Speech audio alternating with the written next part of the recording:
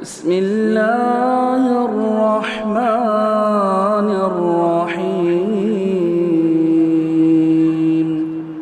اعوذ باللہ من الشیطان الرجیم بسم اللہ الرحمن الرحیم یا ایہا الناس اتقوا ربکم ان زلزلۃ الساعۃ شیء عظیم۔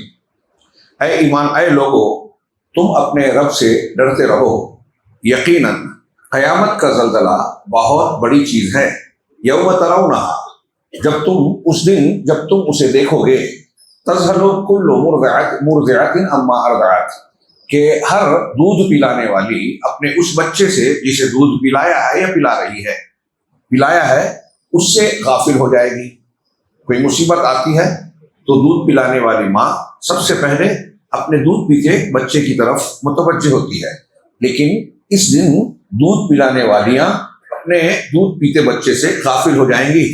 وَتَضَعُ كُلُّ ذَاتِ حَمْلٍ حَمْلَهَا، ہر حاملہ اپنا حمل وضع کر دے گی، گرا دے گی، جن دے گی۔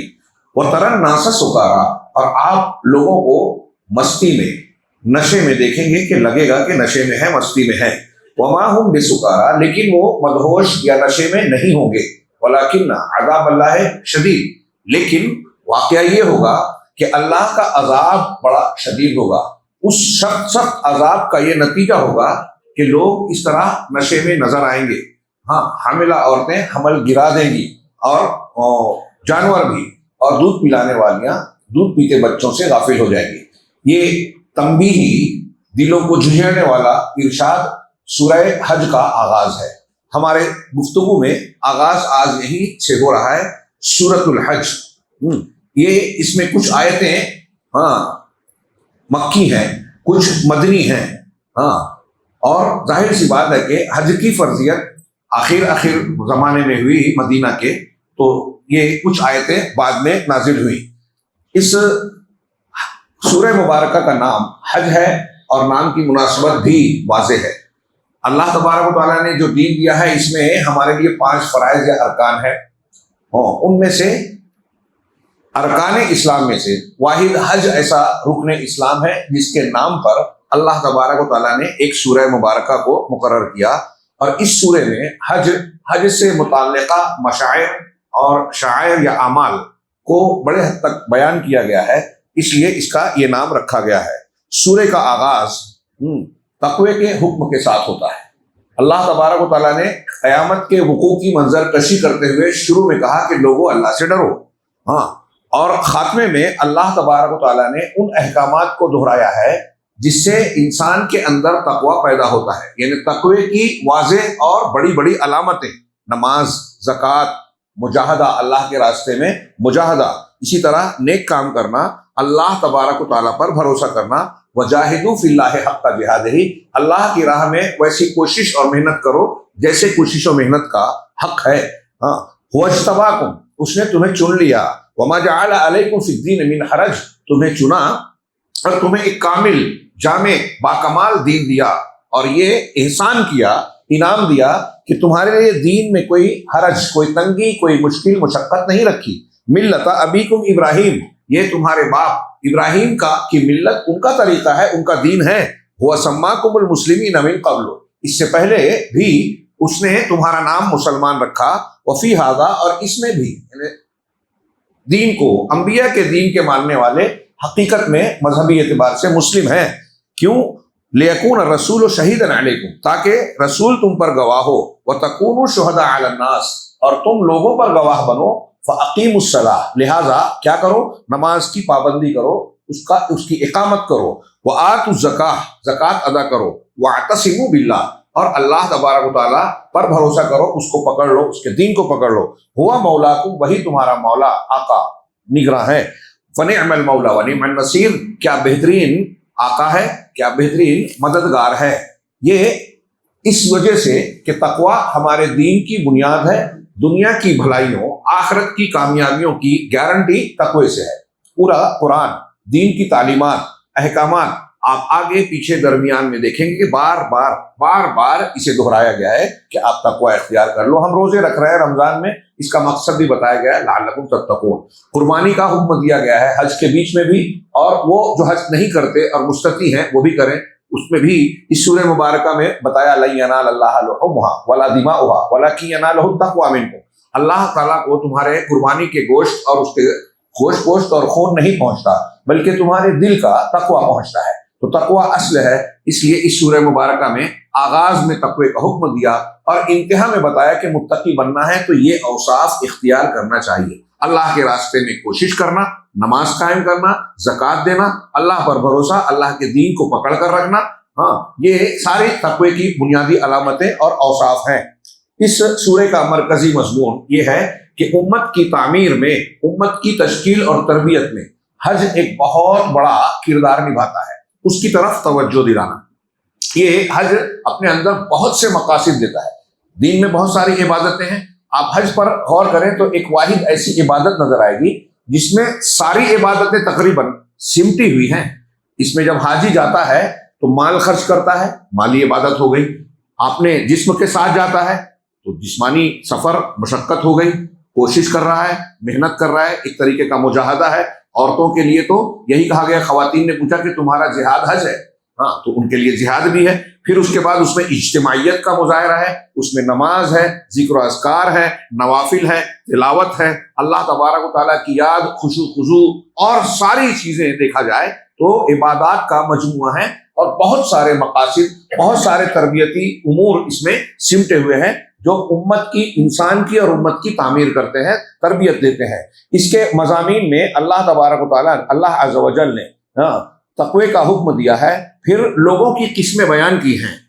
اس حکم کو اللہ تبارک و تعالیٰ نے جو حکم اور جو شریعت دی ہے، احکامات دیے ہیں، اس کو قبول کرنے اور نہ قبول کرنے میں لوگ الگ الگ کردار رکھتے ہیں۔ کچھ مومنین صادقین ہیں، اچھی طرح جیسے کہا طاقت کے مطابق مانتے ہیں، کچھ کافرین ہیں، مشرکین ہیں، ان کا کردار کیا ہوتا ہے؟ انکار کا، جہود کا، ہٹ دھرمی کا۔ کچھ منافقین ہوتے ہیں، کچھ متشککین، ملحدین ہوتے ہیں۔ اس سورہ مبارکہ میں ایسے تمام افراد کا آیت نمبر 1 سے لے کر آیت نمبر 24 تک ذکر کیا گیا ہے، آپ اس کا مطالعہ کریں۔ اس کے بعد ایک کہا کہ عقلی دلیلیں، قرآن کریم میں عقلی دلیلیں دی گئی ہیں جو اس بات کو مضبوط بناتی ہیں کہ انسان کو مزید قوت کے ساتھ یقین ہو جائے کہ اللہ تبارک و تعالیٰ نے ہی خالق کائنات، اللہ تعالیٰ ہی خالق کائنات ہے، اور وہ ایک وجود رکھتا ہے، اللہ کا وجود ہے، اور وہی ہے جو زندگی دیتا ہے، موت دیتا ہے، وہی ہے جو قبروں سے دوبارہ زندہ کر کے اٹھائے گا اور قیامت قائم کرے گا، اس میں کوئی شک نہیں ہے۔ اللہ تبارک و تعالیٰ ہر چیز پر قادر ہے۔ اب یہ جو باتیں بیان کی ہیں، اس میں چند چیزیں میں ایک دو باتیں صرف بیان کروں۔ اللہ نے فرمایا یا ایھا الناس ان کنتم فی ریب من البعث، کفار مکہ کو یہ کہنا تھا کہ ہم مر جائیں گے، مٹی میں مل جائیں گے، سڑ گل جاتے ہیں، بھونگی ہڈیاں ہو جاتے ہیں، ہمارا جسم سڑ گل کے مٹی ہو جاتا ہے، ہڈیاں بھونگی ہوئی ہو جاتی ہے، سمجھ میں نہیں آتا، عقل میں نہیں آتی کہ پھر سے کیسے زندہ ہوں گے۔ تو ان کی یہ دلیل تھی۔ اللہ رب العالمین نے قرآن میں کئی طرح کی دلیلیں دی ہیں کہ قرآن تو قرآن ہے، اللہ تبارک تعالیٰ کا کلام، جس کو ہم سمعی نقلی دلیلیں کہتے ہیں۔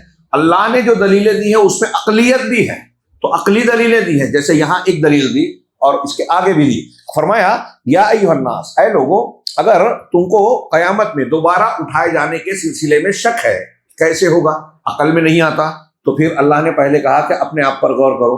فَإِنَّا خَلَقْنَاكُم مِّن تُرَابٍ، تو ہم نے تمہیں مٹی سے بنایا، مٹی سے پیدا کیا، مٹی سے آدم علیہ السلام کا ڈھانچہ مٹی سے بنایا گیا، بار بار اس کا تذکرہ ہوا۔ اگلی سورت جو آج ہم پڑھیں گے سورہ مومنون میں، ابتدائی آیات میں کے بعد وہاں بھی یہ تذکرہ کیا گیا ہے، اور دونوں جگہ کو ملا کے دیکھیں تو آدم کی پیدائش، پھر ہمارے نطفے سے لے کر جو ماں باپ کے ملاپ کے بعد سے جو وجود ہوتا ہے، الگ الگ مرحلہ زندگی کا، پھر اس کے بعد بچپن میں پیدا ہونے کے بعد بچپن، پھر اس کے بعد بڑھ کر جوانی، بڑھاپا، موت کے بعد قبر کے بعد پھر اٹھایا جانا اور جنت جہنم، یہ پورا انسانی زندگی کا دورانیہ اللہ نے یہاں سورہ حج کے بھی آغاز میں اور سورہ مومنون کے آغاز میں جو آج پڑھی گئی ہم نے سنا اور بیان کیا ہے۔ غور کیجیے، اللہ کہا کہ ہم نے تمہیں مٹی سے بنایا۔ مٹی سے بنانے کی دو شکلیں ہیں، ایک تو آدم علیہ السلام کا ڈھانچہ مٹی سے بنا، اس کے بعد جو سلسلہ نسل چل رہا ہے آدم کی اولاد کا، ہمارا اور آپ کا، تو یہاں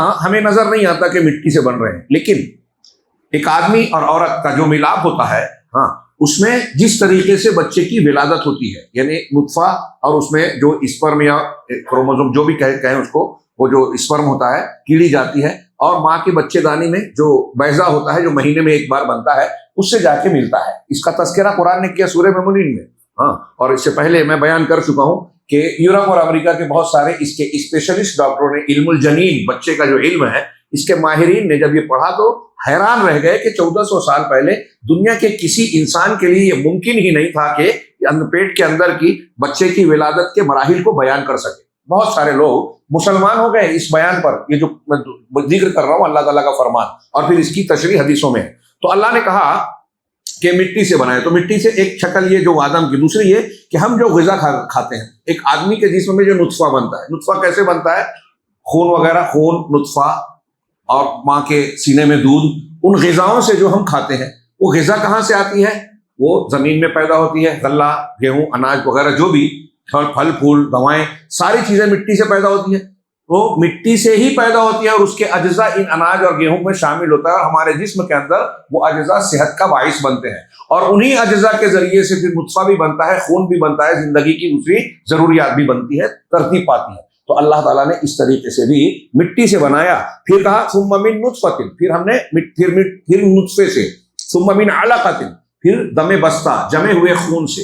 اس میں بھی لوگوں نے بڑی تشریح کی ہے کہ علقہ کہا جو انسان کے جسم سے چمٹ جاتا ہے اس کو بھی علقہ کہتے ہیں۔ تو کہتے ہیں کہ جب یہ علقہ کی شکل میں نطفہ ماں کے پیٹ میں ہوتا ہے تو ماں کے پیٹ کی رحم مادر کی دیوار سے جوک کی طرح چپکا ہوا ہوتا ہے، تو ایک وہ معنی بھی پایا جاتا ہے، اور جمع ہوا خون والا معنی بھی پایا۔ ثم من مضغہ، پھر گوشت کا ٹکڑا، لوتھڑا، ہاں، پھر لوتھڑے سے بنایا، مخلقۃ، ایسا جس کی شکل و صورت ہوتی ہے، وغیر مخلقہ، اور جس کی شکل و صورت نہیں ہوتی، لنبین لکم، تاکہ تمہارے لیے ہم بیان کر دیں، ہاں، ونقر فی الارحام ما نشاء الی اجل مسمى، اور ایک مقررہ مدت تک ارحام میں، رحم مادر میں، یعنی پیٹ کے اندر ماں کے جو ہے، ہم جو چاہتے ہیں ایک خاص مدت تک کے لیے قرار ٹھہرا دیتے ہیں، قرار دیتے ہیں۔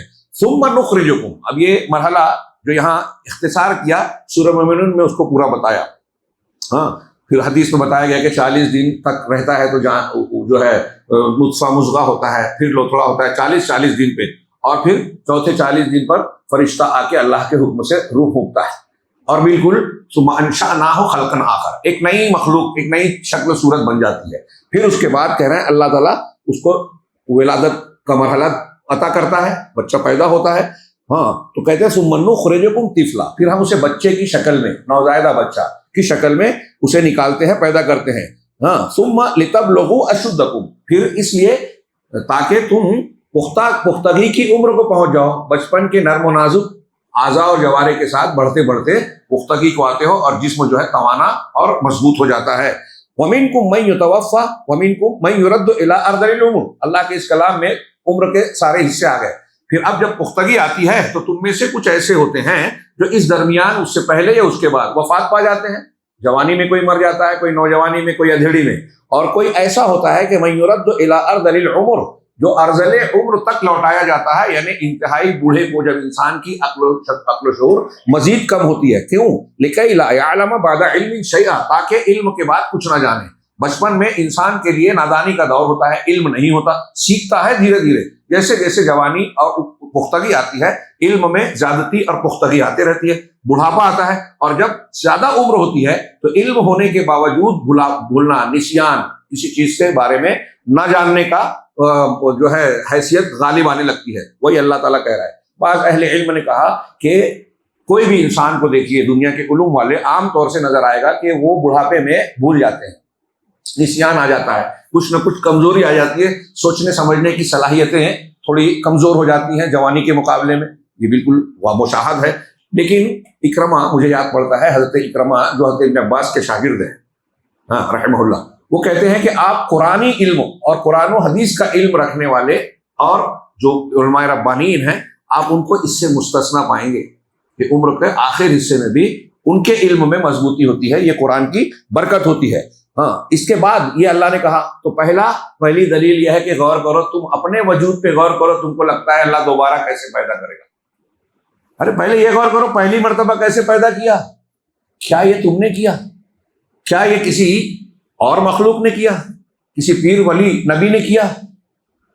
تو اب غور کرو کہ یہ سارے مراحل کس نے بنائے، اور ہر مرحلے پر ایک ایک نطفے کی شکل میں جب ہم تھے، ہاں لیبارٹری والوں سے پوچھیے، آج بہت عام ہے، کسی جا کے لیبارٹری میں خوردبین میں دیکھیے اسپرم جب نکلتا ہے کتنی چھوٹی چھوٹی کیڑیاں ہوتی، دونچی ہوتی ہے اس کی، اور جب استقرار حمل ہوتا ہے وہ دونچی ٹوٹ جاتی ہے، نکل جاتی ہے، اور ہماری پیٹھ میں نیچے کی طرف ہلکی سی ابھری ہوئی ہڈی ہے، اس کو حدیث میں عجب الذنب کہا گیا ہے، ہاں چھوٹی سی، اسی سے دوبارہ حدیث میں ہے کہ مٹی میں سب سڑ گل جائے گا، یہ نقطہ ایک رہے گا، اور اسی سے اللہ دوبارہ پیدا کرے گا۔ آج کلوننگ جو ہوتی تھی اس کے پر بحث کچھ سالوں پہلے بہت چلی، تو انسان کے لیے یہ ممکن نظر آیا کہ وہ انسان کا کوئی ایک سیل خلیہ لے کر ہاں پھر سے ویسا ہی پورا بنا دے میں، تو جب انسان کے لیے وہی چیز کو وہ ڈیولپ کرتا ہے، انسان وجود نہیں دے رہا ہے عدم سے، تو اللہ نے جس نے انسان کو ساری مخلوق کو نہیں تھا بنا دیا، تو ایک مرتبہ بنایا، تم کو اس مراحل سے گزار کر پیدا کیا، نطفہ تھے، لوتھڑا جمع خون بنے، لوتھڑا بنے، ہڈیاں لائی، پھر اس کے بعد شکل و صورت دے دی، روح ڈال دی، روح ڈالنے کے بعد کتنے مہینوں تک پیٹ میں رہے، وہاں سانس لینے کا، غذا ملنے کا انتظام کر دیا۔ تو جس رب نے اتنا مضبوط نظام بنایا ہے اس کے لیے دوبارہ پیدا کرنا مشکل ہے۔ دنیا میں انسانی اعتبار سے، اللہ کو چھوڑیے، انسانی اعتبار سے کوئی کام پہلی مرتبہ کرنا مشکل ہوتا ہے یا دوبارہ؟ جی پہلی مرتبہ۔ تو اب تمہاری عقل غور کرنے کے لائق ہے کہ ایک مرتبہ جو کام ہو چکا ہے وہی دوبارہ ہو، یہ تم کو اس میں تعجب ہو رہا ہے، تو تعجب تو تمہاری عقل پر ہونا چاہیے۔ اس کے فوراً بعد اللہ نے ایک دوسری دلیل بتائی، وَتَرَى الْأَرْضَ حَامِدَةً، اور آپ دیکھتے ہیں کہ زمین جو ہے وہ بنجر خشک ہو جاتی ہے، گرمی کا موسم آتا ہے تو زمینیں جگہ جگہ پھٹ جاتی ہے، پیاسی ہو جاتی ہے، اور اصطلاح میں کہا جاتا ہے کہ یہ زمین مردہ ہو گئی۔ لیکن فَإِذَا أَنزَلْنَا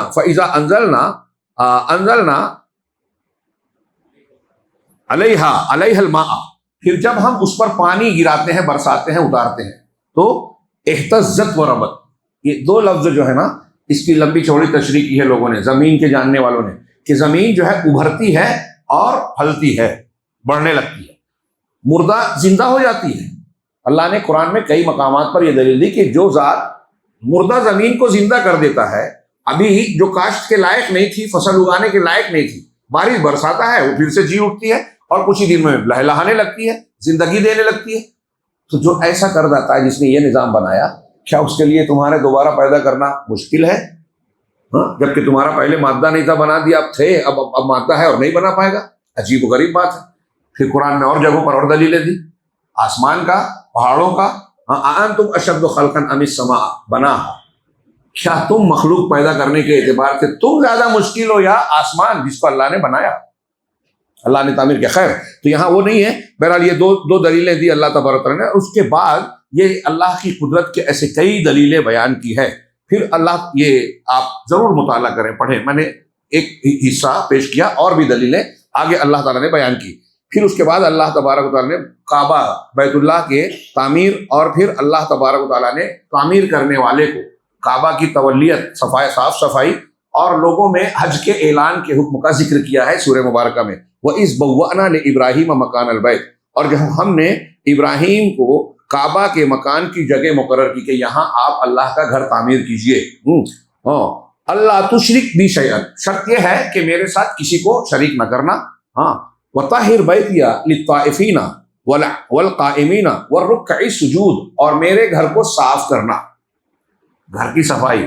کعبہ اللہ کا گھر ہے، اور یہ مسجدیں جس میں ہم بیٹھے ہیں اور ساری مسجدیں اسی کی شاخیں ہیں۔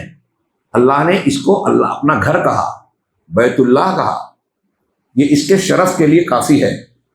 اور اللہ کا جو گھر ہے اس کا انتظام کرنا، اس کی صفائی کرنا حضرت ابراہیم کو کہا جا رہا ہے۔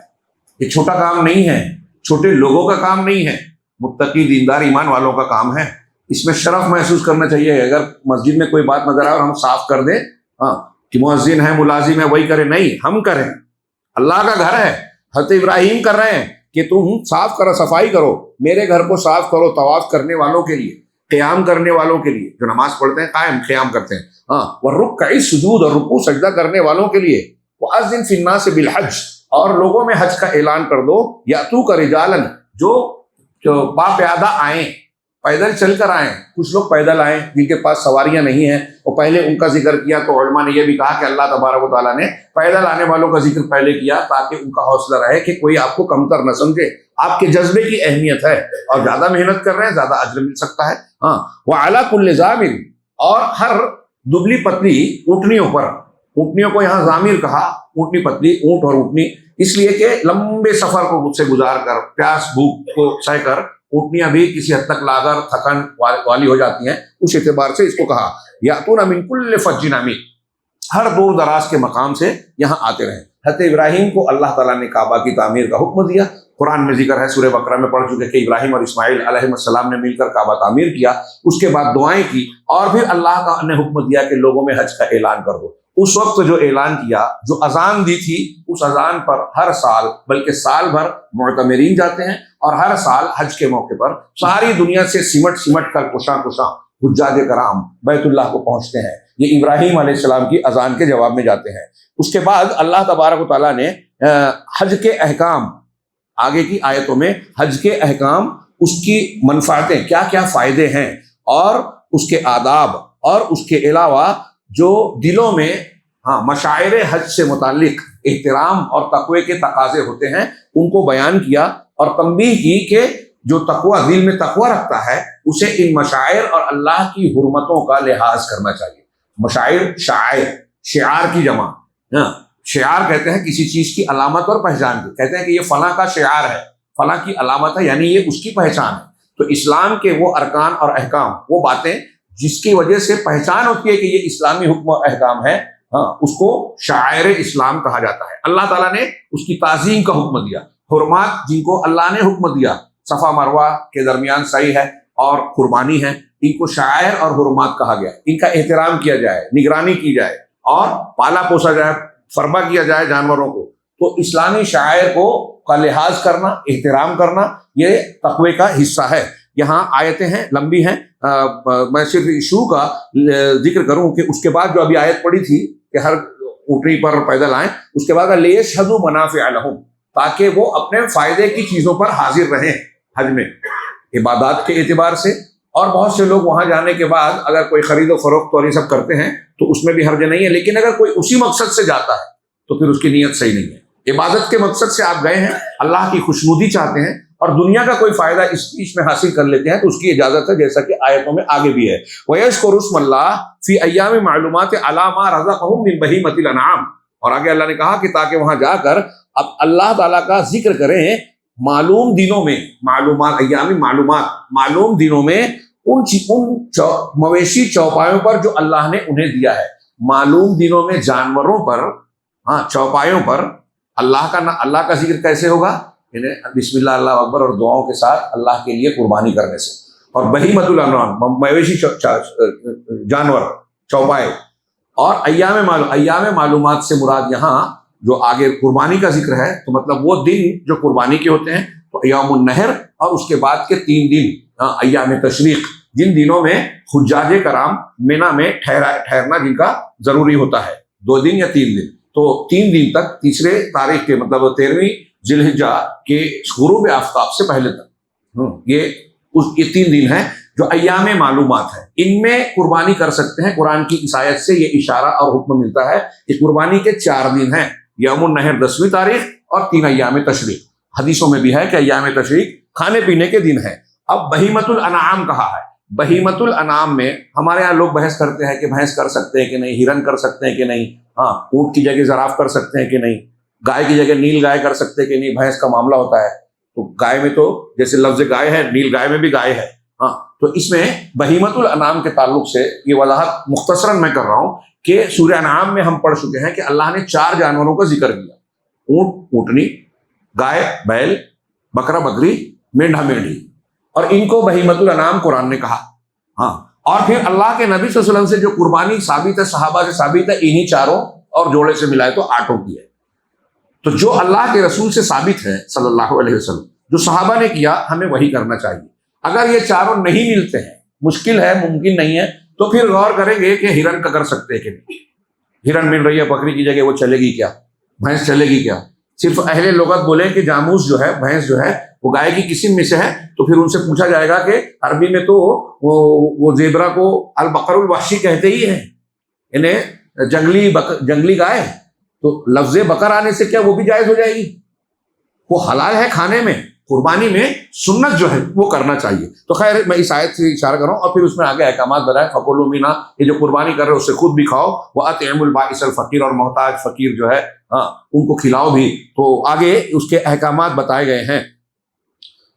پھر جانوروں کی قربانی کے ساتھ ساتھ اس میں شرک سے ممانعت کی گئی ہے، کیونکہ جانوروں کو بھی لوگ غیر اللہ کے نام پہ چھوڑتے تھے، ان کے نام پہ قربانی کرتے تھے۔ تو اوثان کی گندگی سے آگے کہا فَاجْتَنِبُوا الرِّجْسَ مِنَ الْأَوْثَانِ، بتوں کی گندگی سے تم بچو، اور جھوٹ سے، قول زور سے، جھوٹی بات سے بچو، حنفاء، حنیف ہو کر، یعنی توحید اختیار کر کے، غیر مشرکین، مشرک نہ ہو کر۔ بیچ کی میں نے ایک دو آیت چھوڑ دی کہ وہ جو ہے جس میں اللہ نے کہا کہ پھر چاہیے کہ تم اپنے میل کچیل کو دور کر دو احرام کی حالت اتار کے، اور اپنی نظروں کو پورا کرو، اور بیت اللہ کا، بیت عتیق کا، پرانے اللہ کے پرانے گھر کا طواف کرو۔ اس کے بعد یہ آیتیں ہیں۔ تو اس میں اللہ نے کہا کہ شرک نہ کرتے ہوئے، مشرک کی مثال دی ہے، غور کرنے کی ہے، بڑی جامع مثال، اگر تفصیل میں گہرائی میں جائیں تو بہت کچھ نکلے گا۔ اللہ نے کہا وَمَن يُشْرِكْ بِاللَّهِ، جو اللہ کے ساتھ شرک کرتا ہے، فَكَأَنَّمَا خَرَّ مِنَ السَّمَاءِ، تو گویا وہ آسمان سے گر پڑا، یعنی بلندی پہ تھا، توحید پہ تھا، تو لیکن جیسے ہی شرک کیا تو نیچے گرا۔ تو کیا ہوتا ہے جب آسمان سے گرے گا تو کیا ہوگا؟ فَكَأَنَّمَا خَرَّ مِنَ السَّمَاءِ فَتَخْطَفُهُ الطَّيْرُ، تو اسے کوئی پرندہ اچک لے گا، او تہوی بہ الرِّیحُ فی مکان سحیق، یا تیز ہوا اسے کہیں دور دراز علاقے میں لے جا کر پھینک دے گی۔ ایک پرندہ اوپر سے گر رہا ہے، کوئی شکاری پرندہ آ کے جھپٹ کر اس کو پکڑ لیتا ہے۔ تو ایسے ہی مشرک ہے، توحید پہ تھا تو بڑی بلندی پہ تھا، جیسے ہی شرک کیا اب نیچے پست ہوتا چلا جا رہا ہے۔ تو اب کسی کا بھی لقمہ بن سکتا ہے، شیطان کا، جانور کا، یا کسی کا لقمہ بن جائے گا، بکھر جائے گا، یا تیز ہوا اسے کسی وادی میں لے جائے گی، یعنی ہلاکت کے کسی بھی گڑھے میں، کسی بھی حصے میں جا کے گر سکتا ہے۔ اسی طریقے سے ان احکامات کے بعد جو ہے اللہ نے سورہ مبارکہ میں جہاد کی اجازت دی۔ اللہ نے فرمایا اذن للذین یقاتلون بانہم ظلموا وان اللہ علی نصرہم لقدیر الذین اخرجوا من دیارہم بغیر حق۔ جہاد پہ لوگ چلتے ہیں، آج اتنا بدنام کر دیا گیا کہ لفظ استعمال کرتے ہی کچھ لوگ جو ہے چونک جاتے ہیں، خاص طور سے یورپ، امریکہ اور غیر مسلم طبقہ، اس کو بہت بدنام کیا گیا ہے۔ اور میں اس سے پہلے بھی کہہ چکا ہوں کئی بار کہ اگر اس کے معنی مفہوم کو، قرآن کے اس کے احکامات اور شرائط کو بیان کیا جائے، سمجھا جائے، تو وہ بھی یہ مانیں گے کہ یہ بالکل غلط نہیں ہے۔ اب یہاں بھی دیکھیے اللہ نے جب اس کی اجازت دی تو جملہ کیا ہے کہ جو لوگ اللہ کے راستے میں قتال کرتے ہیں ان کو اجازت دی گئی ہے۔ کیوں دی گئی ہے؟ وجہ بِأَنَّهُمْ ظُلِمُوا، اس لیے کہ ان پر ظلم کیا گیا ہے۔ ایک وجہ یہ ہے، دنیا میں کون ہے، کون سا دین ہے جو مظلومین کو اپنا حق طلب کرنے، گہار لگانے سے روکتا، منع کرتا ہے، اپنا دفاع کرنے سے منع کرتا ہے؟ تو گویا یہ دفاع ہوا، یہاں اقدامی جنگ بھی ہوتی ہے، اور اللہ ان کی مدد پر قادر ہے یقیناً۔ اور پھر ظلم کی تشریح بھی آگے کی، الذین اخرجوا من دیارہم بغیر حق، جن کو ان کے گھروں سے ناحق نکالا گیا۔ فلسطین کے لوگوں کو نکالا گیا، ہمارے یہاں لوگوں کو نکالا جا رہا ہے، نکالا جاتا ہے۔ تو بغیر حق، کوئی حق نہیں تھا۔ کیا ان کا جرم کیا تھا؟ الا ان یقولوا ربنا اللہ، سوائے اس کے کہ وہ کہتے ہیں ہمارا رب اللہ ہے۔ ان کا جرم یہ ہے کہ ہمارا رب اللہ ہے، مسلمان ہے، مومن ہے۔ ولولا دفع اللہ الناس بعضهم ببعض، جو جنگیں ہو رہی ہیں ابھی، جیسے ہو رہی ہے جنگ، تو ہمارے یہاں لوگ کہتے ہیں ایک کی حمایت دوسرے کی مخالفت، ظالمین سے بھیڑے ہیں۔ یہ اللہ رب العالمین کی قدرت اور تدبیر کا حصہ ہے۔ یہ جتنے بھی لڑ رہے ہیں، یہ ان کی پوری تاریخ مسلمانوں کے خون سے، قتل عام سے بھری پڑی ہے۔ روافظ اس سلسلے میں یہود و نصارہ سے کم نہیں ہے، بلکہ بعض اعتبار سے زیادہ پائیں گے۔ میں کوئی ہوائی بات نہیں کر رہا ہوں، تاریخی ثبوت و شواہد موجود ہیں۔ لیکن مسئلہ یہ ہے کہ لوگ ان سے آنکھیں بند کرتے ہیں، علم نہیں رکھتے، اور پروپیگنڈا، شور ہنگامے کے پیچھے بھاگنے لگتے ہیں۔ اللہ رب العالمین نے یہ بتایا کہ یہ جو اس قسم کی چیزیں ہوتی ہیں، تو اس میں اللہ کی کیا حکمت ہے کہ وَلَوْلَا دَفْعُ اللَّهِ النَّاسَ بَعْضَهُمْ بِبَعْضٍ، اگر اللہ ایک دوسرے کو، ایک دوسری قوموں کو ایک دوسرے کے ذریعے سے دفع نہ کرتا، لَهُدِّمَتْ صَوَامِعُ، ایک دوسرے کی طاقت ٹوٹتی ہے، ان کو بھڑا دیتا ہے اللہ۔ تو اگر ایسا نہ کرتا تو عبادت خانے، ہاں گرجا کلیسا یہودیوں کی عبادت خانے، مسجدیں جس میں اللہ کا خوب ذکر ہوتا ہے، یہ سب منہدم ہو جاتے ہیں۔ یعنی عبادت گاہیں بھی چین سکون سے عبادت کرنے کے لیے سلامت نہیں رہتے۔ وَلَيَنْصُرَنَّ اللَّهُ مَن يَنْصُرُ، اور اللہ اس کی ضرور مدد کرے گا جو اس کی مدد کرے گا۔ اللہ کو مدد کی ضرورت نہیں ہے، یہ امتحان میں یہ کہا گیا کہ اس کا دین اللہ نے جو اتارا ہے، آپ اس کے خادم بن جائیں تو آپ اللہ کے دین کے مددگار بنیں گے، تو گارنٹی ہے کہ اللہ کی مدد آپ کے لیے طے ہو جائے گی۔ اور اللہ کی نصرت جب طے ہو جائے گی تو دنیا کی کوئی طاقت، کسی کا کوئی میزائل، کسی کا کوئی بلڈوزر آپ کا کچھ نہیں بگاڑ پائے گا، الا یہ کہ اللہ چاہے کسی حکمت کے تحت۔ ہاں ان اللہ لقوی عزیز، اللہ تمہاری مدد کرے گا، اللہ بہت طاقتور قوی ہے۔ کوئی میزائل، کوئی طاقت دنیا کی کتنی بھی ہو جائے کوئی معنی نہیں رکھتی اللہ کی طاقت کے سامنے۔ عزیز ہے، غالب ہے۔ عزت تین معنی رکھتا ہے، اس نے پوچھا تھا۔ ہاں اس قوت امتناع، قوت قہر، اللہ کے تبارک و تعالیٰ کا قہر، غلبہ، اللہ تبارک و تعالیٰ کا کسی چیز کو نافذ کرنا، اور کوئی چیز اگر کوئی بدلنا چاہ رہا ہے تو اللہ تبارک و تعالیٰ کی بدل نہیں سکتا۔ ایسے کئی پہلو سے ہر اعتبار سے اللہ قوی ہے، غالب ہے، وہ غالب ہے، اپنا فیصلہ اگر کرے گا تو کوئی بدل نہیں سکتا۔ ہاں پھر الذین، آگے اسی کے فوراً بعد اللہ نے کہا کہ یہ وہ لوگ ہیں جو اللہ کے دین کی مدد کرتے ہیں کہ مکناہم فی الارض، ایک مسلمان کو حکومت ملے گی یا مسلمانوں کو حکومت ملے تو وہ کیسے حکومت کریں گے کہ اگر ہم زمین میں ان کو قوت غلبہ دیں تو زمین میں اقام الصلاۃ، نماز قائم کرتے ہیں۔ اسلامی حکومت مساجد کا، نماز کا اہتمام کرے گی، امام کا اور ان لوگوں کا انتظام کرے گی۔ ہاں وآتوا الزکوٰۃ، اور زکوٰۃ دے گی، زکوٰۃ کا نظام۔ وامروا بالمعروف، اور نیکی کا حکم دیں گے، اور برائیوں سے ونہوا عن المنکر، وللہ عاقبۃ الامور۔ تو اللہ کے لیے چیزوں کا انجام ہے، یہ چیزیں اختیار کریں تو غلبہ ملے گا۔ ہاں اس کے بعد اللہ تبارک و تعالیٰ نے اس سورہ مبارکہ میں ان لوگوں کا جو اللہ کا، رسولوں کا، دین کا مذاق اڑاتے ہیں، جھٹلاتے ہیں، ان کے تعلق سے ان کو نمونے کے طور پر پیش کیا۔ وَإِن يُكَذِّبُوكَ، اگر یہ لوگ تو آپ کی تکذیب کرتے ہیں، جھٹلاتے ہیں، تو تم ان سے پہلے فَقَدْ كَذَّبَتْ قَبْلَهُمْ قَوْمُ نُوحٍ وَعَادٌ وَثَمُودُ وَقَوْمُ إِبْرَاهِيمَ وَقَوْمُ لُوطٍ وَأَصْحَابُ مَدْيَنَ وَكَذَّبَ مُوسَىٰ فَأَمْلَيْتُ لِلْكَافِرِينَ۔ تو آپ سے ان سے پہلے نوح کی قوم نے بھی جھٹلایا تھا، عاد و سمود نے بھی جھٹلایا تھا۔ عاد کی قوم عاد، قوم سمود قوم، ان کا تذکرہ ہوا، حضرت ہود علیہ السلام، حضرت صالح علیہ السلام کی قوم، اور ابراہیم کو بھی جھٹلایا گیا، اور لوط کی قوم نے بھی جھٹلایا، اصحاب مدین، شعیب کی قوم، حضرت شعیب علیہ السلام کی قوم، اور موسیٰ کو بھی جھٹلایا گیا۔ یہ سب جب جھٹلاتے گئے تو کیا ہوا ان کے ساتھ؟ فَأَمْلَيْتُ لَهُمْ، تو ہم نے تھوڑی ڈھیل ضرور دی، ان کو تھوڑا موقع، اچھلنے کودنے کا موقع دیا۔ پھر کیا ہوا؟ ثُمَّ أَخَذْتُهُمْ، پھر میں نے ان کو پکڑ لیا۔ فَكَيْفَ كَانَ النَّكِيرُ، تو میری یہ پکڑ اور یہ عذاب کیسا رہا، غور کرنے کی بات ہے۔ ہاں تو کوئی اچھلتا ہے تو اس سے آپ متاثر مت ہو جائیے، مروب مت ہو جائیے۔ فَكَأَيٍّ مِّن قَرْيَةٍ أَهْلَكْنَاهَا وَهِيَ ظَالِمَةٌ، کتنی ایسی بستیاں ہیں جن کو ہم نے ہلاک کر دیا، تباہ کر دیا، اس حالت میں کہ وہ ظالم تھے۔ تو دیکھو وہ اپنے عروش کے بل، ان کی چھتیں الٹی پڑی ہوئی ہیں، ان کے گھر موجود ہیں، اور کتنے کنویں ہیں جو ویران پڑے ہیں، کتنے محل ہیں جو بڑے شاندار تھے آج سنسان ہیں، ویران ہیں، ان کو تباہ کر دیا ہے۔ ایک زمانہ تھا کہ یہ جگمگاتے تھے، یہاں کے رہنے والے گھمنڈ میں تھے، رسولوں کو جھٹلایا، ان کی یہ چیزیں کوئی کام نہیں آئی، وہ بکھر گئے، احادیث اور افسانہ بن گئے۔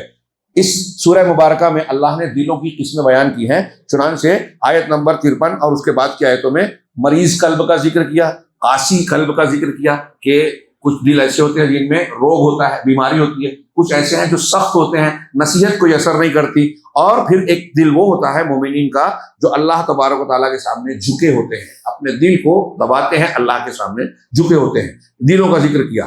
ہاں اسی طریقے سے اس سورہ مبارکہ میں ہجرت، اللہ کے راستے میں ہجرت کرنا اور اللہ کے دین کی مدد کرنا، اس کی فضیلت بیان کی گئی ہے، اور بتایا گیا ہے کہ جو لوگ ایسا کرتے ہیں، اللہ کے لیے کچھ چیز چھوڑتے ہیں، ہجرت میں چھوڑنا، گھر بار چھوڑنا یا کچھ اور چھوڑنا، ہاں جو اللہ نے منع کیا ہے اس کو چھوڑنا، یہ بھی ہجرت کہی گئی ہے، ہم حرام چیزوں کو۔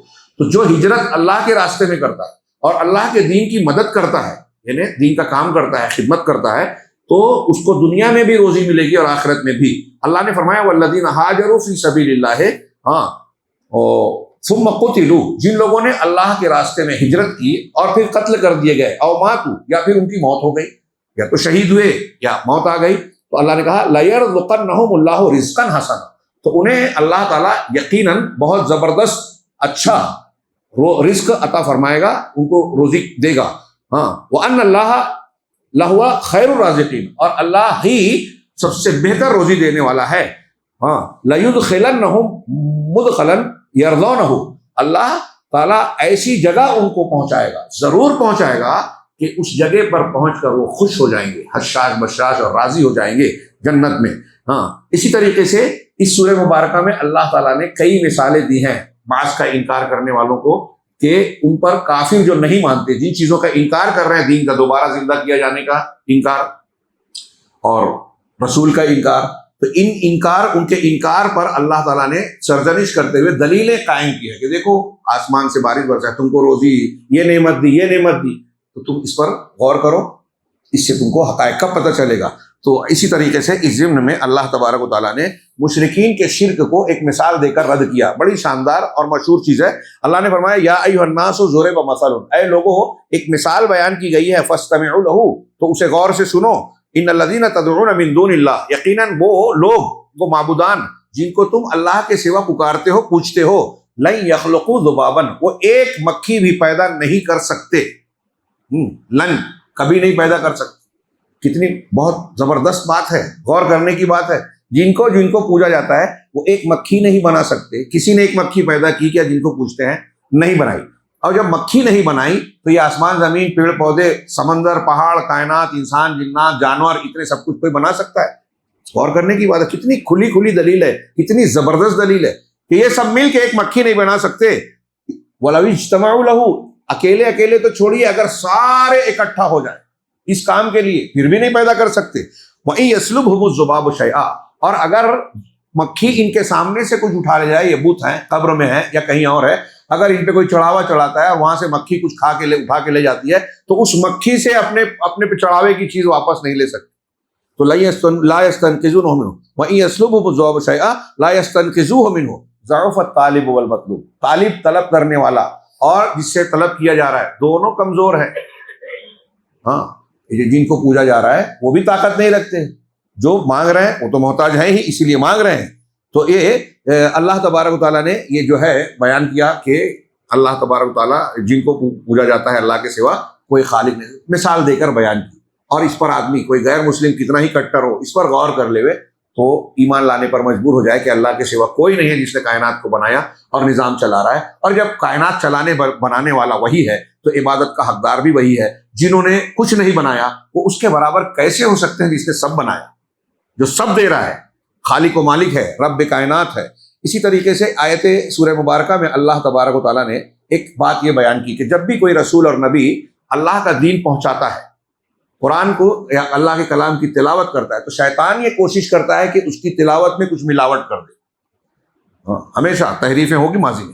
اللہ نے کہا وما ارسلنا من قبلک من رسول ولا نبی الا اذا تمنى القى الشیطان فی امنیته، کہ ہم نے آپ سے پہلے کوئی بھی رسول اور نہ ہی کوئی نبی بھیجا مگر جب وہ تلاوت کرتے. تمنا کا دو ترجمہ کیا یہاں، امنیہ سے ہے، آگے امنیہ کا لفظ بھی آیا آیات میں کہ خیال کرتا ہے کوئی. تو رسول کا خیال یہ ہوتا ہے، شارحین نے کہا کہ قوم کے لوگ ایمان لے آئیں، سب لوگ مسلمان ہو جائیں، اور شیطان چاہتا ہے کہ سب مسلمان نہ ہو، رکاوٹیں ڈالتا ہے، ان کو بہکاتا ہے. ایک یہ، دوسرا تلاوت کرتا ہے. اور مجھے یہ زیادہ راجح معنی لگتا ہے کیونکہ آگے کے مضمون سے اسی کی مطابقت بنتی ہے. کہا کہ جب وہ تلاوت کرتا ہے، اللہ کا کلام پیش کرتا ہے، القى الشیطان فی امنیتہ، تو اس کی تلاوت میں شیطان کچھ ملاوٹ کرنا چاہتا ہے، ملاتا ہے.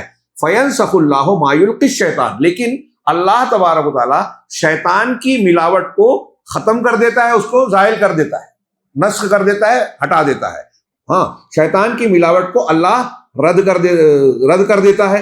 ہاں ثم یحکم اللہ آیاتہ، پھر اللہ اپنی آیتوں کو مضبوط بنا دیتا ہے. ہاں واللہ علیم حکیم، اور اللہ علم والا، حکمت والا ہے. یعنی اس میں یہ ہے کہ اللہ اپنے دین کا محافظ ہے. کسی کی کوشش سے کرتے ہیں لوگ کوشش، ہاں ان کی کوششیں کامیاب نہیں ہو سکتی. قرآن کو بدلنے کی اور قرآن کو دنیا سے ختم کر دینے کی بہت ساری کوششیں لوگوں نے کی، لیکن کبھی ختم نہیں کر سکے اور نہ کر سکیں گے. ہاں قرآن سے دور کرنے کی کوششیں بھی کی، تو اس میں کچھ لوگوں کے بارے میں یا بہت سارے لوگوں کے بارے میں کامیابی ہوتی ہے، پوری امت کے لیے کامیاب نہیں ہو سکتے. اسی طرح اس سورہ مبارکہ میں فوائد میں ذکر کیا شیخ نے کہ اللہ نے یہ بتایا کہ آسمان میں جتنی بھی چیزیں ہیں، کائنات میں جتنی بھی چیزیں ہیں، سب اللہ کے لیے سجدہ ریز ہیں۔ الم تر ان اللہ یسجد لہ من فی السماوات ومن فی الارض، کیا نہیں دیکھا انہوں نے کہ آسمانوں میں اور زمین میں جو بھی ہے سب اللہ کے لیے سجدہ کرتے ہیں، فرشتے ہیں اور دوسرے ہیں۔ اسی طرح سے والشمس والقمر والنجوم والجبال والشجر والدواب وکثیر من الناس، اور درخت ہو، سورج ہو، سورج، چاند، ستارے، پہاڑ، سارے درخت، سارے چوپائے اور بہت سارے لوگ، یہ سب سجدہ کرتے ہیں۔ پوری کائنات سجدہ کرتی ہے، اور لوگوں میں وہ لوگ جو مومن ہیں۔ کون نہیں کرتا؟ ہاں، وَكَثِيرٌ حَقَّ عَلَيْهِ الْعَذَابُ، لیکن کچھ ایسے بھی، بہت سے ایسے لوگ بھی ہیں جن پر عذاب طے ہو چکا ہے، وہ سجدہ نہیں کرتے، یعنی وہ کافر ہیں، مشرک ہیں، سرکش ہیں۔ ہاں، وَمَن يُهِنِ اللَّهُ فَمَا لَهُ مِن مُكْرِمٍ، اللہ جس کو رسوا کرے اس کو کوئی عزت دینے والا نہیں ہو سکتا۔ ہاں ہاں، ان اللہ یفعل ما یشاء، یقیناً اللہ جو چاہتا ہے کرتا ہے۔ ہاں، یہاں ایک مسئلہ یہ بھی بیان کیا جو پیچھے آیت گزر چکی، کہ اللہ تبارک و تعالیٰ کی مدد کے حقدار سچے اور خالص مومنین ہیں، اور اللہ تبارک و تعالیٰ ان کا دفاع کرتا ہے۔ میں نے جو ابھی آیتیں پڑھی تھی، ہاں، تو اس میں بھی ہے یہ مضمون کہ اگر زمین میں تمکنت دی جائے، تو اسی مضمون میں آگے ایک جملہ یہ بھی ہے آیت نمبر 38 میں سورہ حج کی، ان اللہ یدافع عن الذین آمنوا، کہ اللہ تعالیٰ ایمان والوں سے دفاع کرتا ہے، جو سچے مومن ہیں ان سے دفاع کرتا ہے۔ ان اللہ لا یحب کل خوان کفور، ہاں اللہ تبارک و تعالیٰ خیانت کرنے والے، جو بڑی خیانت کرنے والا ہے، ناشکرا ہے، اس کو پسند نہیں کرتا۔ تو جس کو پسند نہیں کرتا اس کو مدد کرے گا کیا؟ تو ہم اگر پسندیدہ بننا چاہتے ہیں تو ایمان والے بنیں۔ اس سورہ مبارکہ کی کچھ خصوصیات یہاں بیان کی گئی ہے کہ سورہ کے عجائبات میں سے ایک یہ ہے جو انسان کے دل میں تقویٰ بھی ڈالتا ہے۔ اس میں کچھ آیتیں ایسی ہیں جو مکہ میں نازل ہوئی، مکی دور میں، کچھ مدنی دور میں۔ اس میں کچھ آیتیں ایسی ہیں جو دن کے وقت نازل ہوئی، کچھ رات کے وقت میں۔ اس میں کچھ آیتیں ایسی ہیں جو حضر میں، اللہ کے رسول صلی اللہ علیہ وسلم جب مقیم ہیں، اپنے گھر پہ ہیں، تب نازل ہوئی، کچھ حالت سفر میں نازل ہوئی۔ یہ اکیلی صورت ہے جس کو اسلامی ارکان میں سے ایک رکن کے نام پر رکھا گیا ہے۔ حج کا جو عبادت ہے یا اس کا جو موقع ہے، یہ ہمیں جو ہے قیامت کے دن کی یاد دلاتا ہے کہ سارے لوگ، جتنے لوگ ایک بڑی تعداد میں پوری دنیا کے ایک ایک خطے سے آتے ہیں، سب علاقے سے، قبروں سے لوگ نکلیں گے قیامت میں۔ اسی طریقے سے ایک لباس میں ہوتے ہیں، ایک نعرہ ہوتا ہے، ایک مقصد ہوتا ہے۔ قیامت کے دن جب نکلیں گے تو سب کا ایک ہی طرف دوڑے بھاگے چلے جائیں گے۔ اسی طریقے سے حج سے ہمیں دوبارہ زندہ کیے جانے کا بھی گویا کی تذکیر ہوتی ہے، یاد دہانی ہوتی ہے۔ لوگ اذان اور مؤذن کو سنتے ہی سوئے ہیں تو بیدار ہو جاتے ہیں، آرام کر رہے ہیں اٹھ جاتے ہیں۔ عرفات سے مزدلفہ ہے، وہاں آرام کیا، جیسے ہی وقت میں نکلا پھر بیدار ہو گئے۔ تو یہ ہم کو بتاتا ہے کہ جب سور پھونکا جائے گا تو اس آواز کی طرف سارے لوگ لپکیں گے۔ حج ہمیں جہاد کا بھی ایک منظر دکھاتا ہے کہ مجاہدین جس طریقے سے تیار ہو کر اللہ کے راستے میں نکلتے ہیں، ایسے ہی حجاج کرام تیار ہوتے ہیں، اللہ کے راستے میں پیسہ خرچ کرتے ہیں، وقت دیتے ہیں، مشقتیں جھیلتے ہیں، اور جو ہے اللہ کی عبادت کرتے ہیں۔ ہر جگہ اللہ کا ذکر کرتے ہیں۔ اگر آپ حج کے ارکان اور اعمال دیکھیں گے تو ہر جگہ تسبیح، تحمید، دعائیں، اذکار، چاہے آپ سفر میں جا رہے ہیں تلبیہ پکار رہے ہیں، طواف کر رہے ہیں دعائیں کر رہے ہیں، مقام ابراہیم پہ نماز ہے، اللہ کا ذکر ہے، پھر صفا مروہ کے بیچ میں دعائیں ہیں، عرفات میں دعائیں ہیں، مینا میں دعائیں ہیں، ہر جگہ ذکر و اذکار، اللہ تبارک و تعالیٰ کی بڑائی اور کبریائی کا بیان ہے۔ اس کے بعد اختصار کے ساتھ، بہت زیادہ تو وقت نہیں ہوا، کتنا ہوا؟ 11-20 10 منٹ میں کرنے کی کوشش کرتے ہیں، حالانکہ اس میں بڑے اہم مضامین ہیں، قرآن تو پورا ہی اہم ہے۔ سورۃ المومنون، یہ سورہ بھی مکی ہے، 118 آیات پر مشتمل ہے۔ مومنون یعنی اس میں مومنین کے صفات کا ذکر ہے، اور ان صفات کو اختیار کرنے پر مومنین کو کیا جزا ملے گی، شروع میں ہی اور درمیان میں بھی ہے۔ تو اس لیے، اور مومنین کو ایک کی عزت افزائی بھی اللہ کی جانب سے ہے کہ اگر آپ مومن ہیں تو آپ کے نام پر قرآن میں ایک سورت ہے المومن بھی ہے، اور وہ ایک مخصوص مومن کے تعلق سے ہے یا عمومی، اور مومنون بھی ہے۔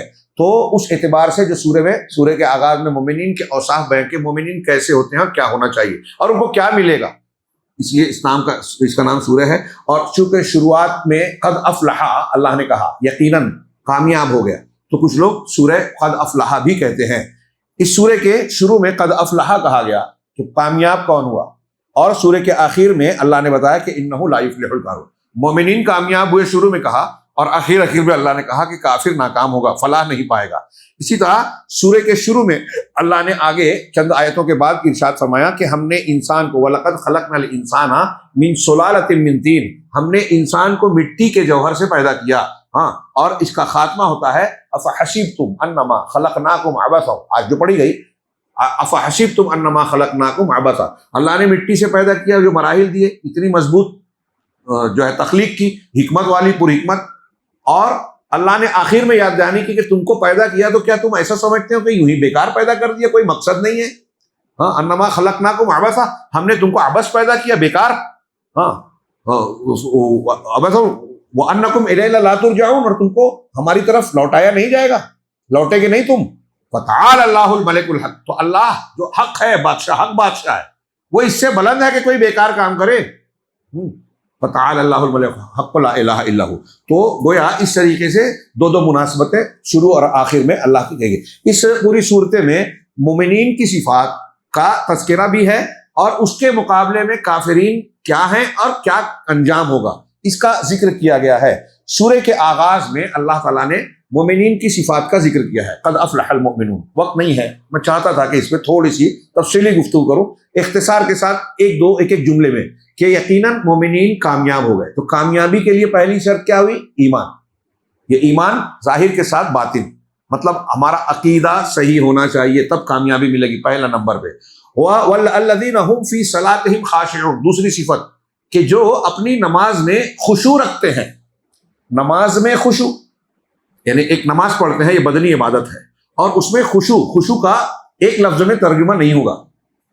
خشوع میں بندہ جب اللہ کے لیے طرف متوجہ ہوتا ہے تو توجہ انہماک کے ساتھ اس کے دل میں اللہ کا ڈر اور اللہ کے تئیں عاجزی, انکساری, اپنے آپ کو مجبور محتاج سمجھنا اللہ کے سامنے, یہ ان جذبات کے ساتھ اللہ کا خوف اور اللہ کی طرف جو توجہ ہوتی ہے, اس کیفیت کو, مجموعی کیفیت کو خشوع اور خضوع کہتے ہیں.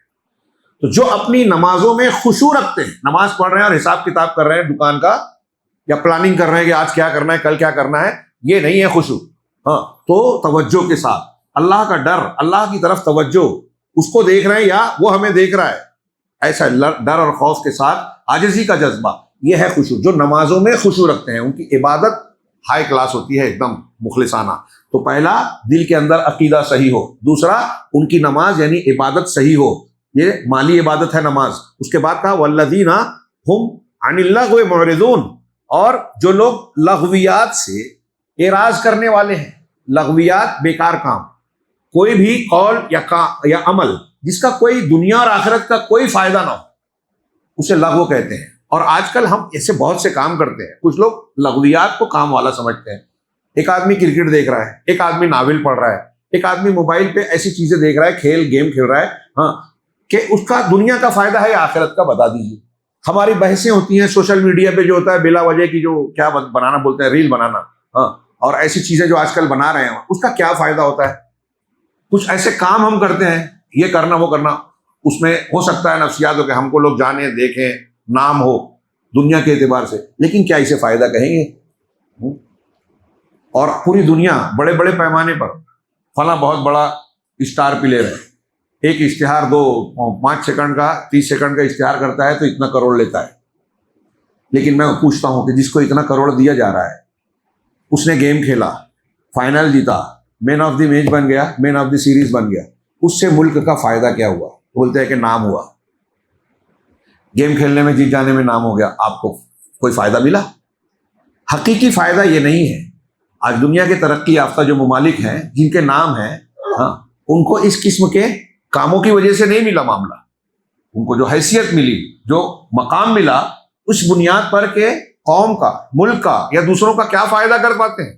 انبیاء کرام کو دیکھیے, دنیا میں سب سے زیادہ قوم کو, لوگوں کو فائدہ پہنچانے والی تعلیم دی, ان سے زیادہ کوئی مفید نہیں ہوا, نہ ہوگا.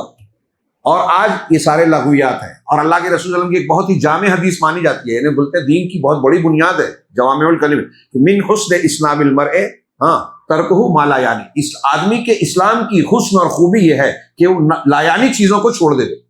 جس میں آپ کو کوئی فائدہ نہ ہو، نہ دنیا کا نہ آخرت کا. تھوڑی دیر کے لیے اس پر غور کیجیے گا. اور یہ ہم کہیں گے کہ قول فعل میں لغویات سے گریز کرنا، تو یہ اخلاقی خوبی کے ساتھ ساتھ کوئی بیہودہ بات، بیہودہ کام نہ کرنا، بے فائدہ کام نہ کرنا، بے فائدہ بات نہ کرنا، یہ اخلاقی اعتبار سے انسان کے لیے خوبی پیدا کرتی ہے. جیسے وہ مالی عبادت ہے، یہ گویا ایک طریقے سے انسان لایانی بیکار کام کو چھوڑ دے تو اس کا اخلاق اچھا ہوتا ہے، باوقار انسان ہوتا ہے.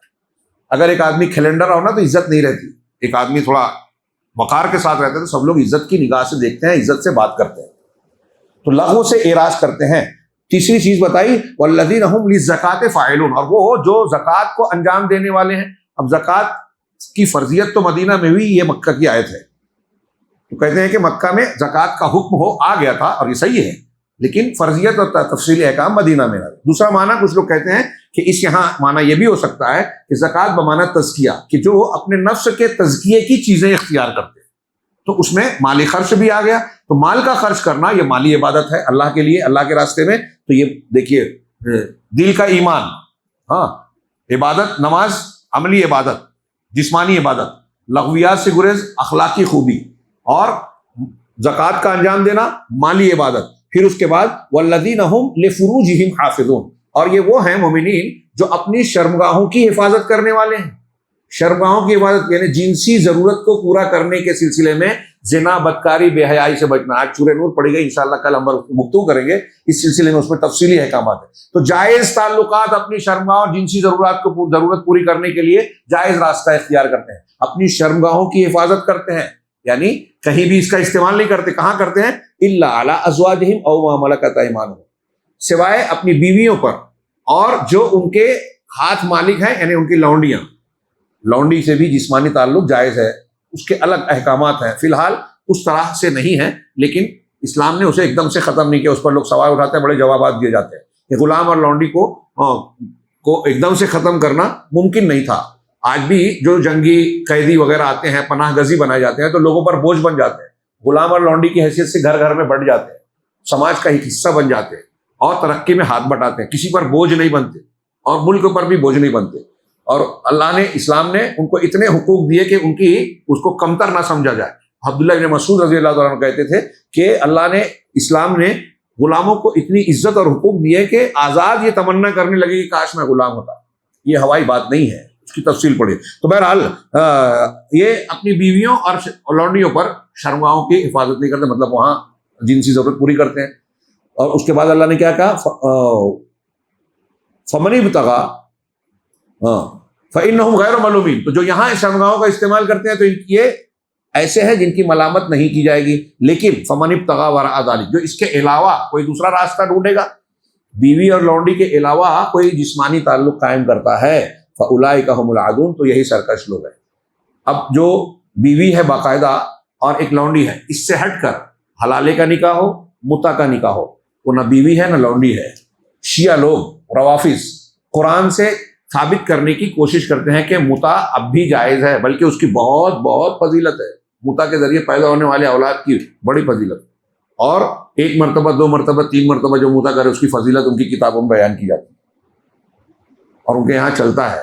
ایک آدمی نے بتایا کہ پاکستان میں جسم فروشی کا لائسنس جن عورتوں کو ملتا ہے، جب وہ کہتی ہیں کہ ہم شیعہ ہیں اور متا کے لیے لائسنس چاہتی ہیں، تو اس بار نام پر ان کو دیا جاتا ہے. بہت سی سنی عورتوں نے لائسنس لینے کے لیے اپنے آپ کو رافضی بتا دیا، نعوذ باللہ. کتنی گندگی ہے. تو وہ استدلال کرتے ہیں، قرآن کی اس آیت سے ان کا رد ہوتا ہے کہ جائز طریقہ جسمانی تعلق کے لیے بس یہی دو ہے، بیوی اور لونڈی. قال والذین هم لاماناتہم وعہدہم راعون، اور یہ مومنین وہ ہیں جو اپنی امانتوں اور اپنے عہد و پیمان کی حفاظت کرنے والے، رعایت کرنے والے ہیں. امانتوں میں آپ کی ڈیوٹی اور ذمہ داری جتنی ہے سب آ گیا. امانتوں میں عہدے پہ ہیں، ذمہ دار ہیں، مسجد کے، اسکول کے ٹیچر ہیں، کہیں کے ملازم ہیں، وہ جو جس میں آپ نے ذمہ داری لی ہے، ڈیوٹی نبھانا آپ کی امانت ہے. اسی طرح کسی کا راز ہے آپ کے پاس، اور ایسی بہت سی چیزیں امانت کے معنی میں شامل ہیں. عہد، اللہ سے عہد ہے، رسول سے عہد ہے، لوگوں سے ایگریمنٹس ہیں، میاں کا بیوی سے، بیوی کا میاں سے ایگریمنٹ ہے، عہد و پیمان ہے. سارے عہد و پیمان کو انجام دینے والے ہیں. یعنی اس میں حقوق العباد اور اجتماعی ذمہ داریوں کو نبھانے کے سارے معنی آ گئے.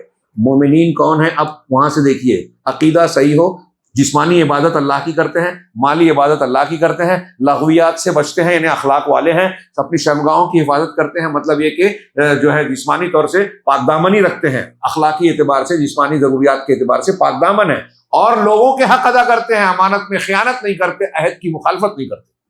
جو ان صفات سے متصف ہے وہ کامیاب ہو گیا۔ اور اللہ نے آگے بیان کیا، کہاں پڑھنا تھا،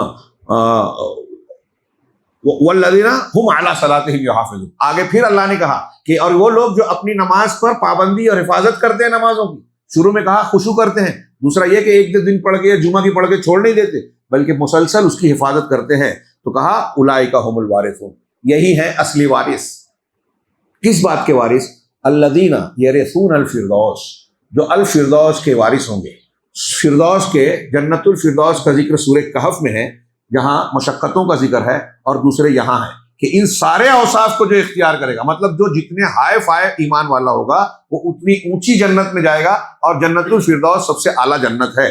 تو اس میں مومنوں کی صفات کا بھی ذکر آ گیا، اور جو آخری دو آیتیں میں نے پڑھی کہ یہ جنت الفردوس کے وارث ہیں، ان کی جو ہے جزا کا بھی ذکر آ گیا۔ اسی طریقے سے اللہ تبارک و تعالیٰ نے اس میں مومنین کی مختلف نسلوں میں مومنین کی تاریخ بیان کی، چنانچہ ان کی آیتوں میں آپ دیکھیں گے آیت نمبر 23 سے لے کر 50 تک نوح علیہ السلام کا ذکر ہے، اس کے بعد دو قوموں کا الگ الگ ذکر کیا، اللہ نے اور قومیں پیدا کی، اس میں رسول آیا، اور پھر دو قوموں کا ذکر کرنے کے بعد حضرت موسیٰ اور عیسیٰ ابن مریم کا ذکر کیا، اور ان کے بعد کہا کہ یہ سب کے سب ایک ہی امت تھے، ایک ہی امت ہے، لہٰذا میری ہی عبادت کرو۔ ساری قومیں ایک ہی تھی، توحید والی۔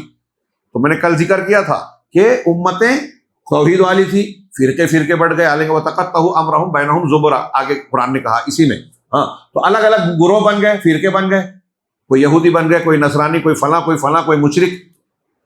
ایسے ہی اسلام میں بھی اللہ نے ایک دین دیا تو ہر لوگوں نے الگ الگ مسلک اور بدعت کے ذریعے سے الگ الگ اصول ضابطے بنا لیے، ایک دین کو ٹکڑوں میں بانٹ دیا۔ ٹکڑے میں بٹتا کیسے آدمی؟ بدعت سے، نئے اصولوں سے، خرافات سے، اور دین پر قائم کون رہتا ہے؟ جو نبی اور صحابہ کا طریقہ سامنے رکھے، اختیار کرے۔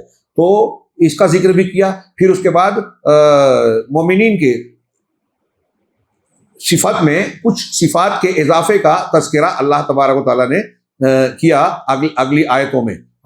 اس کے علاوہ کافروں پر عقلی دلیلوں سے جو ہے حجت قائم کی۔ هو الذی انشأ لکم السمع والابصار، وہی ہے جس نے تمہارے لیے کان کو، آنکھ کو پیدا کیا، اور دل کو پیدا کیا، لیکن تم بہت کم شکر ادا کرتے ہو۔ وہی وہ ذات ہے جس نے تم کو زمین میں پیدا کر کے پھیلا دیا، اسی کی طرف پلٹائے جاؤ گے۔ وہی ہے جو زندہ کرتا ہے، موت دیتا ہے۔ پوری دنیا میں کسی کو بھی دیکھ لو، کوئی ایک ایسی مخلوق بتاؤ جو کسی مردہ کو زندہ کر دے یا عدم سے کسی کو وجود دے دے۔ یہ جو الٹے سیدھے واقعات بیان کرتے ہیں کہ فلاں نے، شیخ عبد القادر جیلانی نے یا فلاں نے زندہ کر دیا، نہیں، صرف حضرت عیسیٰ کا ہے، اور وہ معجزہ ہے، اللہ کے حکم سے ہے۔ اللہ ہے جو زندہ مردہ کرتا ہے، زندگی اور موت دیتا ہے، اور اسی کا اختیار میں ہے رات اور دن کی گردش کرانا۔ کیا تم غور نہیں کرتے؟ افلا تعقلون۔ تو اس طرح سے نشانیاں بیان کی، ان میں غور کریں تو بہت کچھ آپ کو اللہ تعالیٰ کی عقلی طور سے، اور آگے بھی 2-3 آیتیں ہیں، میں آگے والے مضمون پر پڑھ رہا ہوں کہ اس میں مومنین کا اور کافرین کا انجام بتایا گیا ہے، آیت نمبر 99 سے آیت نمبر 111 تک۔ پڑھنے کی بات ہے، بڑا آج پڑھی گئی، بڑا دلدوز، ہلا دینے والا، دہلا دینے والا، جھنجھوڑ دینے والا اللہ تبارک و تعالیٰ کا فرمان ہے، منظر کشی ہے۔ میں تھوڑا سا پڑھ رہا ہوں ایک حصہ۔ اللہ نے فرمایا حتی اذا جاء احدهم الموت، یہاں تک کہ ان میں سے جب کسی کے پاس موت کا وقت آتا ہے تو قال رب ارجعون، پروردگار تو کہتا ہے کہ پروردگار مجھے لوٹا دے، مطلب دنیا میں پھر سے ٹائم دے دے، لعلی اعمل صالحا فیما ترکت، کہ تاکہ میں وہ اعمال کروں جو دنیا میں رہتے ہوئے میں نے چھوڑ رکھے تھے۔ ایمان اور عمل صالح کو چھوڑا تھا، سنا نہیں، مانا نہیں، ٹائم نہیں تھا، موبائل دیکھنا تھا تو نماز کے لیے وقت نہیں ملا، گپ شپ کرنا تھا تو قرآن سیکھنے، علماء کی مجلس میں بیٹھ کر دین سیکھنے کا موقع نہیں ملا۔ یہ میں ایک اشارہ کر رہا ہوں، مثال دے رہا ہوں۔ تو جو کہیں نہیں کرتا تھا اب وہ کروں گا اچھے کام، تو کہا کیا جائے گا؟ جواب کہ کلا، ایسا نہیں ہو سکتا، ہرگز نہیں۔ انہا کلمۃ هو قائلھا، یہ جو کہہ رہا ہے بس ایک بات ہے جو وہ کہنے والا ہے، اس کے کہنے سے کوئی فرق نہیں پڑے گا، اللہ تبارک تعالیٰ دوبارہ موقع نہیں دے گا۔ کہا وَمِن وَرَائِهِمْ بَرْزَخٌ إِلَىٰ يَوْمِ يُبْعَثُونَ، اور ان کے پیچھے ایک برزخ ہے، آڑ ہے، اس دن تک کے لیے جب ان کو دوبارہ اٹھایا جائے۔ تو یہ برزخی زندگی جو قبر میں ہو، آدمی پانی میں ڈال جائے، جلا دیا جائے، یہ برزخی زندگی ہے۔ دنیا کی زندگی اور قیامت کے دن کے بیچ کا آڑ، اس کو برزخ کہا قرآن نے. پھر آگے کہا فَإِذَا نُفِخَ فِي الصُّورِ، تو مر جائے گا، برزخ میں رہے گا. پھر جب سور میں پھونکا جائے گا اللہ کے حکم سے، فَلَا أَنْسَابَ بَيْنَهُمْ يَوْمَئِذٍ، تو اب ان کے درمیان اس دن کوئی رشتے ناطے نہیں رہ جائیں گے. وَلَا يَتَسَاءَلُونَ، اور نہ باہم ایک دوسرے سے باس پوچھ کریں گے. منظر کشی پر غور کیجئے کہ قیامت کے دن جب لوگ اٹھیں گے تو نہ ایک دوسرے کی رشتہ داری کو پہچانیں گے کہ یہ باپ ہے، یہ بھائی ہے، یہ بیٹا ہے، بیٹی ہے، بیوی ہے، شوہر ہے. رشتے نہیں رہ جائیں گے سوائے متقیوں کے. دوسری جگہ فرمایا، اور اتنا ہی نہیں، ایک دوسرے سے پوچھ گچھ بھی نہیں کریں گے، کترائیں گے، بھاگیں گے. فمن ثقلت موازینہ فاولئک هم المفلحون، تو جس کا عمل نیکی کا پلڑا بھاری ہوگا تو یہی لوگ کامیاب ہیں، کامیاب ہو گئے. ومن خفت موازینہ، اور جس کے پیمانہ عمل ہلکا پڑ جائے گا تو اولئک الذین خسروا انفسهم، تو یہی وہ لوگ ہیں جنہوں نے اپنا نقصان اٹھایا، اپنے نفسوں کو نقصان میں ڈالا. فی جہنم خالدون، جہنم میں وہ ہمیشہ رہیں گے. تلفح وجوہہم النار، پڑھیے یہ اللہ کا فرمان ہے، غلط نہیں ہے. تصور کیجئے، تو ظاہر سی بات ہے اگر ہم یقین کر لینا تو سوچیں گے کہ بس ہماری کوشش یہ ہونا چاہیے کہ اس سے ہم اپنے کو اور اپنے بچوں کو، اپنے لوگوں کو بچا لیں. اللہ نے کہا ان جہنم کی آگ انہیں ان کے چہروں کو جھلسا رہی ہوگی، جھلس رہی ہوگی. وَهُمْ فِيهَا كَالِحُونَ، اور ان کے چہرے بد شکل ہوں گے. کلح کہتے ہیں عربی میں جس کے جبڑے کی ہڈیاں باہر آ جائیں اور یہ گوشت پچک جائے گال کا، تو یہ ابھر کر سامنے آ جائے گی ہڈیاں. الم تکن آیاتی تتلا علیکم، کیا میری آیتیں تم پر تلاوت نہیں کی جاتی تھی؟ قرآن تم پر بتایا نہیں جاتا تھا، مانا نہیں تم نے. لیکن فکن تم بہا تکذبون، لیکن تم تلاوت کی جاتی تھی، تم اسے جھٹلاتے تھے، ماننے کو تیار نہیں. کوئی انکار کر رہا ہے عقل میں نہیں آتی، کوئی کہتا ہے باپ دادا کا دین یہ ہے، امام کا قول یہ ہے، پیر صاحب یہ بولتے ہیں، لوگ یہ مانتے ہیں، تو میں اللہ کی بات کیسے مان لوں؟ تو تم جھٹلاتے تھے، بہانے بازیاں کرتے تھے. تو جواب میں کہیں گے قالوا ربنا غلبت علینا شقوتنا، کہ پر کہیں پروردگار ہم پر ہماری بدبختی غالب آ گئی. وَكُنَّا قَوْمًا ضَالِّينَ، اور ہم گمراہ لوگ تھے. ربنا اخرجنا منها، پروردگار اس جہنم سے، عذاب سے ہمیں نکال دے.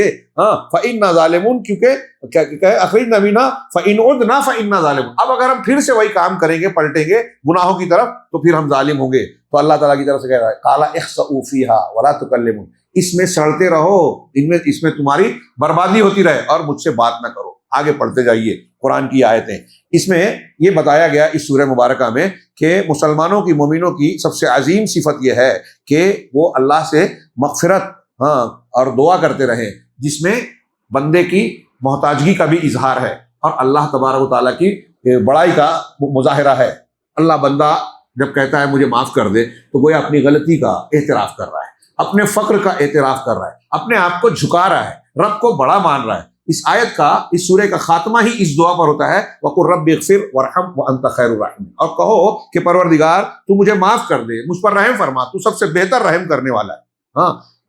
اسی طریقے سے اس سورہ مبارکہ میں ایک دو بات کہہ دوں کہ اللہ تبارک و تعالیٰ نے بتایا ہے کہ بندے کے لیے یہ مناسب ہے، ضروری ہے کہ اپنی ذات کا محاسبہ کرتے رہے. نوٹ کیجئے، اپنا محاسبہ. آج ہمارے میں سے اکثر لوگوں کا ہے، ہم دوسروں کو بولتے ہیں وہ ایسا، اس نے یہ کیا، اس نے یہ کیا. دوسرے کا حساب لینا اللہ کا کام ہے، ہم لے رہے ہیں.